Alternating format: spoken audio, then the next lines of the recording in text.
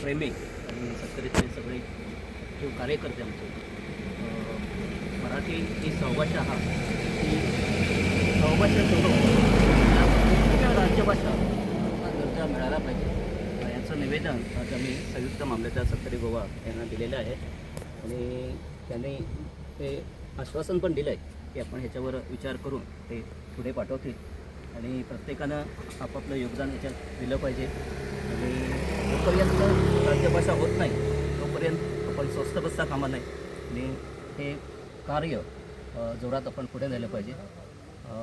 सगळ्यांना नमस्कार, धन्यवाद. या संदर्भात तुम्ही निवेदन मुख्यमंत्र्यांनी देणार आहे, राज्यस्तरीय दिलेलं आहे, राज्यस्तरावर दिलेलं आहे. आता सर्व तालुका स्तरावर जे जे आहेत त्याच्या ठिकाणी आणि पंचायतीमध्ये असे हळूहळू पुढे निवेदन आहे ते देत राहणार आम्ही. आता सत्तरीतही दिले. बोल सर बोल. बोला. संयुक्त मामलेदार वाळपेटे श्री विष्णू राणे यांना सगळ्या मराठी प्रेमीतर्फे आज निवेदन देण्यात आलं आणि मराठी बोलण्याची राज्यभाषा झालीच पाहिजे अशा प्रकारचा आग्रह उपस्थित सर्व मराठी प्रेमींनी व्यक्त केला आणि त्यांनी तो तत्वतः मान्य केला आणि त्यांनी आपली मतं पण या संदर्भात मांडली. त्यांनी एक विशेष मुद्दा मांडला, तो म्हणजे मराठी आणि कोकणी तरी या दोन्ही राज्यभाषा आणि सहभाषा असल्या तरी सगळा व्यवहार कार्यालयांचा इंग्रजीमध्ये चालतो, तर त्याच्यासाठी तुम्ही प्रयत्न करा असं सांगितलं. त्याच्यावर सगळ्या मराठी प्रेमींनी असं सांगितलं की सुरुवातीला मराठीला जो सहभाषेचा दर्जा आहे तो दूर करून मराठीला हे पूर्ण राज्यभाषेचा दर्जा प्राप्त झाला पाहिजे. त्याच्यानंतर त्यांनी सांगितलेला विषय आपण लावून धरू आणि सरकारी कार्यालयामध्ये सुद्धा मराठीचा वापर होईल आणि लोकांना सुगम होईल अशा प्रकारचा प्रयत्न आम्ही निश्चित करू. त्याच्यासाठी तुम्हा अधिकाऱ्यांचं सुद्धा आम्हाला सहकार्य हवं आहे अशा प्रकारचा मुद्दा सगळ्या मराठी प्रेमींनी मांडला आणि त्यांनी तो तत्वता मान्य केला. धन्यवाद. हो, मामलेदार यांनी तत्वतः हा मराठी राजभाषेचा मुद्दा मान्य केलेला आहे आणि त्यांना सगळी बाजू पटलेली आणि त्यांनी सहकार्य करण्याचं आश्वासन आम्हाला दिलं. हे आंदोलन सगळ्या गावागावापर्यंत पंचायतीपर्यंत सगळीकडे हे आंदोलन चालू राहणार आहे आणि सरपंचांना पंचांना असं आणि दम देणार आहे म्हणजे असं सांगणार आहोत सगळ्यांचं सहकार्य असायला हवं आणि हे आंदोलन शेवटपर्यंत राज्यभाषा होईपर्यंत बंद राहणार नाही.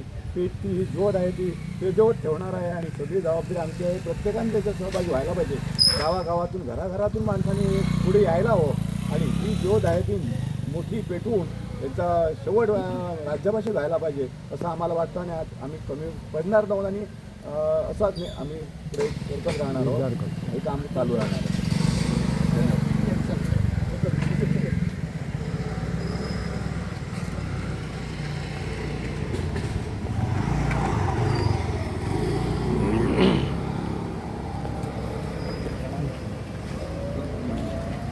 बोलो भारत माता के जय. बोलो भारत माता के जय.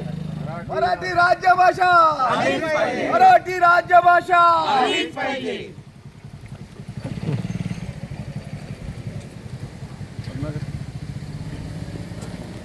पोर्तुगीजांचं राज्य इथं असताना मराठी शाळा होत्या. मग आज शाळांची स्थिती शाळा कमी का होत आहेत? कारण कुठंतरी सरकार दुजाभाव करत आहे. त्यामुळे मराठी शाळांमध्ये 4-4 वर्ग, 4-4 विषय आणि एक शिक्षिका आणि त्यामुळे ते व्यवस्थित नाही आहे. त्यामुळे मराठी राज्यभाषा होणार आहेत पण सुरुवात इथून व्हायला पाहिजे. इथल्या शाळा वाचल्या पाहिजेत. दरवर्षी 50-50 शाळा बंद होत आहेत म्हणजे सरकार कुठंतरी आपल्या सहकार्य मराठी भाषिकांना करत नाहीत. कारण मठ मंदिर या सर्वांचं काम आहे ते मराठीतून चालतं आहे. मराठीने आपली ही संस्कृती टिकून ठेवलेली आहे. त्यासाठी सरकारसाठी आपण या माध्यमातून निवेदन देत आहोत की मराठी राज्यभाषेचा निर्णय हा लवकरात लवकर घ्या आणि सगळ्यांना तृप्त करा.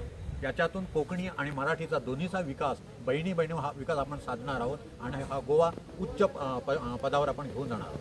धन्यवाद.